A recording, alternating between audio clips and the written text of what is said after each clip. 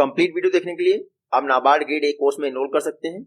इसके लिए आप हमारी वेबसाइट पे एनरोल कर सकते हैं। साथ ही साथ examizon1.o@gmail.com पे आप मेल कर सकते हैं। साथ ही साथ इस नंबर पे आप कॉल कर सकते हैं।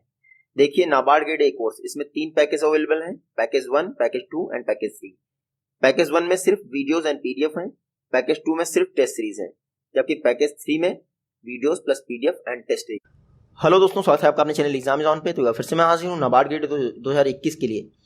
फेज 2 में ESI ARD डिस्क्रिप्टिव के लिए कुरुक्षेत्र मैगजीन, ये जनवरी का मॉड्यूल है। अब फेज 2 में आंसर राइटिंग बहुत इंपॉर्टेंट है, इसलिए हमें योजना और कुरुक्षेत्र भी कंप्लीट करनी पड़ रही है। वरना ESI ARD जो रेगुलर मॉड्यूल थे वो फैक्चुअल नॉलेज के लिए बहुत अच्छे हैं। स्टैटिक उतना नहीं आता है कभी भी, और जो आता है वो लगभग जो आप टिक करके आ पाएंगे, जो पढ़ सकते हैं आसानी से, वो हमारा कंप्लीट है। 1-2 मॉड्यूल हैं वो हम लोग आराम से कंप्लीट कर सकते हैं, उसमें कोई डाउट नहीं। अभी फेज 1 आपने देख लिया। स्टैटिक चाहे जितना अच्छे से आप पढ़ के जाएं, कुछ चीज़ें तो आप लगा भी नहीं पाएंगे। इसीलिए हमेशा फोकस होना चाहिए डायनेमिक पे, ना कि स्टैटिक पे। करंट अलग हो गया, डायनेमिक अलग हो गया। डायनेमिक मतलब जो स्टैटिक से को रिलेट करता है, ठीक है। तो इसीलिए पूरी तरह से कॉम्प्रिहेंसिव प्रिपरेशन हम लोग कर रहे हैं, जिसमें स्टैटिक्स भी कवर हो रहा है, कुछ क्या मतलब बहुत ज़्यादा करंट कवर हो रहा है। फिर आंसर राइटिंग के लिए योजना कुरुक्षेत्र से अच्छा कुछ नहीं है। हाँ, एडिटोरियल अगर आप करते हैं तो वो बेनिफिशियल होंगे, लेकिन जो आंसर राइटिंग प्रैक्टिस में ये आपको बताया जाता है कि किस तरह से आंसर लिखना है, वो कुरुक्षेत्र में योजना में आपको ईजिली अवेलेबल रहता है, खास करके नाबार्ड ग्रेड ए एग्जाम के लिए। इसीलिए मैंने कुरुक्षेत्र मैगजीन स्टार्ट कर दी। एक कुरुक्षेत्र मैगजीन में 8 से 10 आर्टिकल रहेंगे। तो यानी कि जब मैं 10 कुरुक्षेत्र मैगजीन कंप्लीट कर लूँगा आने वाले वीक तक, तो ये 80 से 100 आर्टिकल आपके कंप्लीट हो जाएंगे। और देखिए, हर मैगजीन में मैं एक क्वेश्चन आपको देता हूँ। आप लोगों ने आंसर लिख के भेजे हैं, इस बात से भी मैं बहुत खुश हूँ। एनिमल हस्बेंड्री पे मैंने आपको एक क्वेश्चन दिया था लाइफ स्टॉक पे, उससे रिलेटेड आंसर्स भेजे हैं आपने, और वो आंसर्स देखने में बहुत अच्छे हैं। पहली बात तो संडे को मैं सबके साथ डिस्कस करूंगा जिन लोगों ने भी आंसर लिख के भेजा है, क्या इंप्रूवमेंट हो सकती है। और ऐसा नहीं है कि आपको मैं अगर एक आंसर लिखने के लिए बोल रहा हूँ तो आप एक आंसर ही लिखिए, क्योंकि कुरुक्षेत्र मैगजीन PDF में आपको 8 आर्टिकल मिल जाते हैं, 8 से 10। तो उन सबसे रिलेटेड आप आंसर लिख सकते हो अगर आप चाहो तो, ठीक है। लेकिन मैं जितना कर सकता हूं मैं उतना ही करूंगा। हाँ, मैं चेक जरूर कर दूंगा उनको, उन पे डिस्कशन भी आपसे कर लूंगा, तो आप आंसर्स लिख सकते हो, उसमें कोई डाउट नहीं। पहला आर्टिकल है, देखिए, हमें रूरल डेवलपमेंट के प्रति एक हॉलिस्टिक अप्रोच अडॉप्ट करनी पड़ेगी। इस पर है पहला आर्टिकल। कहने के लिए मैं बहुत कुछ बोल सकता हूं, क्योंकि बोलने के लिए बहुत कुछ होता है, लेकिन जिस तरह से लिखना है वो यहां पे बताया गया है। इंडिया इस समय डेमोग्राफिक डिविडेंड का मजा ले सकता है। अब मजा तो नहीं ले सकता है, मतलब फायदा उठा सकता है, ये हिंदी में शब्द होंगे इसके। कैसे उठा सकता है? कि इंडिया की 65% पॉपुलेशन जो है 35 ईयर्स से कम है, और ये कई कंट्रीज यानी कई देशों की चिंता का भी कारण है। क्यों? क्योंकि जापान बूढ़ा हो चुका है। ये मैं जो बोल रहा हूं ये आप लिख सकते हो। अब हर चीज तो यहाँ लिखनी पॉसिबल नहीं होती। जापान बूढ़ा हो रहा है, चाइना बूढ़ा हो रहा है, लेकिन इंडिया यंग है। इंडिया की वर्तमान में पॉपुलेशन 50% से देखा जाए तो 29 ईयर के नीचे है। तो कितनी अच्छी बात है। तो ये कई सारी कंट्रीज का चिंता का कारण बना है कि इंडिया डेमोग्राफिक डिविडेंड का उतना फायदा लेकिन नहीं उठा पा रहा है। मैं बता दूं आपको, चिंता का कारण भले ही बना हो, क्योंकि अनएम्प्लॉयमेंट जितना है वो आप सभी को पता है, वरना ये वीडियो आप नहीं देख रहे होगे अगर अनएम्प्लॉयमेंट नहीं होगा आपके पास, क्योंकि नॉलेज के लिए तो कोई नहीं पढ़ता। इंडिया की 70% पॉपुलेशन जो है Tier 2, Tier 3 सिटीज़ में रहती है, और ये Tier 2, Tier 3 cities mostly rural agri dominant India से आती हैं। 70% इंडिया का जो लेबर फोर्स है वो फॉर्मल इनफॉर्मल सेक्टर में भले ही एसोसिएट हो, लेकिन वो MSME या फिर रूरल इंडिया से आता है। इंडिया का जो रूरल इकोसिस्टम है वो एग्रेरियन इकोनॉमी से आता है। आपको पता ही है, भारत एक कृषि प्रधान देश है। 80% पॉपुलेशन पहले थी भारत की कृषि पर निर्भर, लेकिन अब वो धीरे धीरे घट रही है।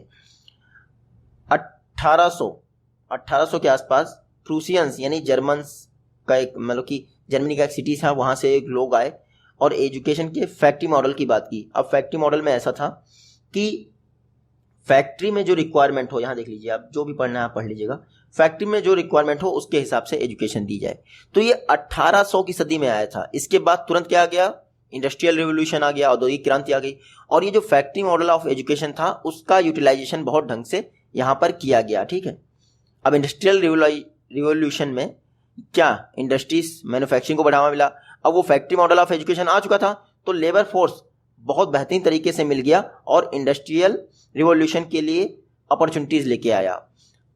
फैक्ट्री मॉडल ऑफ एजुकेशन आया 1800 में, और जो न्यू एजुकेशन पॉलिसी है वो स्किल्ड पे है, स्किल्स पे है। मतलब कहने का मतलब क्या है कि इंडस्ट्री ड्रिवन स्किल्स आपको प्रोवाइड किए जाए एजुकेशन के टाइम पे ही। तो 1800 सदी में जो मॉडल आया था, लौट के हम लोग वहीं पर आ गए। आखिर हिस्ट्री क्यों पढ़ाई जाती है? जो अच्छी चीजें हों अडॉप्ट करिए, और जो खराब चीजें हों वो बिल्कुल मत अडॉप्ट करिए, और रिपीट ना होने पाए, इसीलिए हिस्ट्री। तो भले ही अंग्रेजों के समय जो फैक्ट्री मॉडल एजुकेशन आया इंडिया में, हालांकि वो शोषण वाला था, ठीक है, 12 घंटे काम करो ये सब। अब कुछ तो संशोधन होना ही चाहिए, वरना फिर क्या मतलब है 200 साल पूरे करने का। लेकिन फैक्ट्री मॉडल एजुकेशन आज भी कारगर उतना ही है जितना पहले था। फिर लोगों को क्वालिटी एजुकेशन मिलनी चाहिए। अगर आज के सिनेरियो से देखें तो क्वालिटी एजुकेशन नहीं मिलेगी तो फिर डेवलपमेंट नहीं हो पाएगा। ये देख लीजिए, न्यू एजुकेशन पॉलिसी 2020 में आई है, उसमें क्या कहा गया है? टेक्नोलॉजी ड्रिवन प्रैक्टिकल एजुकेशन होनी चाहिए, इसीलिए आपको कोडिंग डिकोडिंग क्लास 6 से ही पढ़ाने जाने लगेगी। ऐसा ही एक प्रोग्राम है नीति आयोग का, जो अटल इनोवेशन मिशन है, नीति आयोग का फ्लैगशिप प्रोग्राम। उसी में Atal tinkering lab. Atal tinkering क्या है? जो क्लास 8 है वहीं से आपको इनोवेशन के लिए प्रमोट करता है। फिर टीचर ट्रेनिंग की जा रही है। क्यों? ताकि स्कूल्स के जो टीचर हैं वो राइट स्किल्स, सही जो कौशल चाहिए उनको, स्किल्स चाहिए, वो उनमें होना चाहिए। तो इस तरह से गवर्नमेंट ऑफ इंडिया कोशिश कर रही है एजुकेशन सेक्टर को बेहतर करने के लिए, और एजुकेशन सेक्टर जितना बेहतर होगा रूरल इंडिया उतना ही अच्छा होगा। फिर जो यूथ हैं, यंग लोग हैं, उनको चेंज मेकर्स के तौर पर डेवलप करना, विकसित करना, रिप्रेजेंट करना। इंडिया में जुगाड़ इनोवेशन बहुत प्रचलित है, लेकिन जुगाड़ इनोवेशन का नुकसान ये होता है कि इससे आप फेमस नहीं होते कभी। इनोवेशन और जुगाड़ इनोवेशन में नुकसान यही है कि इनोवेशन बहुत लॉन्ग टाइम के लिए रहता है और जुगाड़ बहुत कम टाइम के लिए रहता है। ठीक है, खंभे नहीं लगे हैं तो आपने बल्ली का यूज़ कर लिया, लकड़ी का यूज़ कर लिया, लेकिन वो कब तक रहेगा? टूट जाएगा। और इनोवेशन क्या है कि अगर खंभे भी नहीं लगे, अंडरग्राउंड करके आप ले आए लाइन, तो ये हो गया इनोवेशन। अंडरग्राउंड लाइन में लॉसेस बहुत कम हो जाते हैं। ठीक है, तो इनोवेशन जरूरी है, जुगाड़ इनोवेशन नहीं जरूरी है। ठीक है, और हमें अपने यूथ को एक सस्टेनेबल पाथ देना है ताकि वो खुद में इनोवेशंस को डेवलप कर सके, और इनोवेशन जो डेवलप हो उनका कमर्शियलाइजेशन किया जा सके। इसीलिए ऐसे ही कई सारे सिमिलर एफर्ट्स किए जा रहे हैं। उसमें गवर्नमेंट ऑफ इंडिया क्या कर रही है? जो यंग इनोवेटर्स हैं उनके लिए कई सारे प्रोग्राम लॉन्च कर रही है। ये यंग इनोवेटर्स का जो टैलेंट है इसको हार्नेस किया सके, इसके लिए कई सारे यूथ फेलोशिप प्रोग्राम रन किया रहे हैं। इसमें आप जो प्रधानमंत्री फेलोशिप स्कीम है उसका भी एग्जांपल दे सकते हो। है, मैं यहाँ पर बहुत कुछ नहीं लाया जा सकता, इसलिए कोई मतलब नहीं है। फिर एग्रेरियन इकोनॉमी का डिजिटल पुश होना चाहिए, ट्रांसफॉर्मेशन होना चाहिए। अब यहाँ पे तो 2 एग्जाम्पल आप वही दे सकते हो जैसे यहाँ पे नहीं लिखे हैं। देखिए, farm mechanisation, creation of sustainable value chain, creation of sustainable value chain. Green revolution आ गया आपका, ग्रीन रेवोल्यूशन आ गया, ग्रीन मिशन आ गया आपका।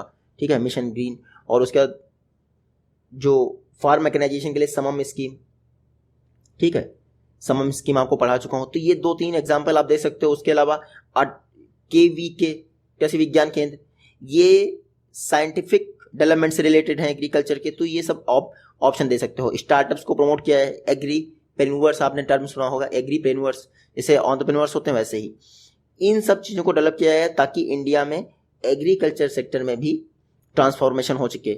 और यहाँ पर जो स्टोरेज फैसिलिटी है इंडिया में प्रॉपर नहीं है, आपको साथ ही साथ हार्वेस्टिंग तेजी से नहीं होती है। लेकिन अगर टेक्नोलॉजी ड्रिवन सॉल्यूशंस आ गए इन दोनों के लिए, चाहे वो स्टोरेज फैसिलिटीज़ हो या क्विक फॉरेस्ट्री हो, तो एग्रीकल्चर में प्रोडक्शन जायज़ है कि इम्प्रूव होगा ही। FPO फार्म प्रोड्यूसर्स ऑर्गेनाइजेशन, ये अपने आप में एक बहुत बेहतरीन रोल प्ले कर रहे हैं, और ये स्टार्टअप्स के साथ मिलकर जो एबम मेंशन एक्टिविटीज़ हैं उसमें पार्टिसिपेट कर सकते हैं। कंक्लूजन देख लीजिए, ये सारे एफर्ट सिर्फ आज के ही रूरल इकोनॉमी के डेवलपमेंट के लिए काम नहीं करेंगे, यानी कि ये जितने भी एफर्ट्स किए जा रहे हैं या फिर बताए गए हैं ऊपर, ये सिर्फ आज के लिए ही रूरल इकोनॉमी को डेवलप नहीं करेंगे, बल्कि एक सस्टेनेबल डेवलपमेंट क्रिएट करेंगे रूरल इकोनॉमी के लिए, और तभी हमारा भारत जो है आत्मनिर्भर भारत कहलाएगा। तो ये एक आंसर आपको दिया गया है ताकि एग्रेरियन रूरल डेवलपमेंट से रिलेटेड कोई क्वेश्चन आ जाए तो ये सारे फैक्ट्स आप वहाँ यूज कर सकते हैं और इसी तरह से आप उनको लिख सकते हैं। अब अगला आर्टिकल है स्वच्छ Bharat mission phase 2 AIIMS for संपूर्ण स्वच्छता। जो फेज 2 लॉन्च कर दिया गया है स्वच्छ भारत मिशन का, इसका एम क्या है? संपूर्ण स्वच्छता। संपूर्ण स्वच्छता कैसे? देखिए ओडीएफ स्टेटस तो मिल चुकी है, टारगेट था 2030 सस्टेनेबल डेवलपमेंट गोल का, यानी एसडीजी 6 था ना, वो वाटर एंड सैनिटेशन के लिए एसडीजी 6 था। अब ओडीएफ प्लस बात की गई थी उसमें 2023 तक, लेकिन इंडिया ने 2019 में ही अचीव कर लिया। अब संपूर्ण स्वच्छता के लिए ओडीएफ प्लस चाहिए हमें। ओडीएफ प्लस मतलब ओडीएफ प्लस चाहिए। क्यों? जो आपने ये टॉयलेट्स बनाए हैं इनको परमानेंटली मेंटेन किया है, solid liquid waste management proper तरीके से किया है, तभी आप ओडीएफ प्लस प्लस होंगे। तो संपूर्ण स्वच्छता का मतलब यही है। अब इसमें देखिए शुरुआत कितनी अच्छी की गई है, आंसर राइटिंग प्रैक्टिस में ये शुरुआत कितनी अच्छी की गई। Sanitation by nature is a continuous work, यानी एक व्यवहार की बात की जाए तो सफाई यानी सैनिटेशन एक कॉन्टिन्यूअस वर्क है, लगातार चलने वाला प्रोसेस है, क्योंकि जिस दिन हम इसको रोक देंगे उसी दिन हमारी जो गलियां हैं वापस से गंदी हो जाएंगी। तो शुरुआत देखिए कितनी अच्छे से की गई है, सिस्टमेटिक ढंग से। यही मैं आपसे एक्सपेक्ट करता हूं कि जब भी आपको कोई क्वेश्चन दिया जाए तो शुरुआत ऐसा नहीं लगना चाहिए बीच से उठा के दे दिया, शुरुआत जैसी लगनी चाहिए, यानी ऐसा लगना चाहिए जैसे वो मूवी शुरू होती है ना, तो स्टार्टिंग लगती है हाँ मूवी यहाँ शुरू हो रही है, तो ये जरूरी है।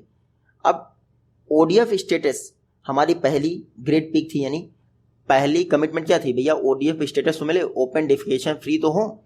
अब हमारी अगली क्या है? ओडीएफ प्लस प्लस को मेंटेन करना, वो हम लोग आगे पढ़ेंगे। और ये जो ओडीएफ स्टेटस मिली है ये भी सबको साथ लिए बिना पॉसिबल नहीं थी, यानी ये एक जन आंदोलन ही बन गया। मैंने कई सारे लोगों को रेलवे स्टेशन से देखा है कि पहले वो डस्टबिन में नहीं डालते थे, लेकिन अब डस्टबिन में ही डालते हैं। रेलवे लाइन्स आपने देखी होंगी, देखने का मन नहीं करता था पहले, अब देखिए कितनी साफ हो गई हैं।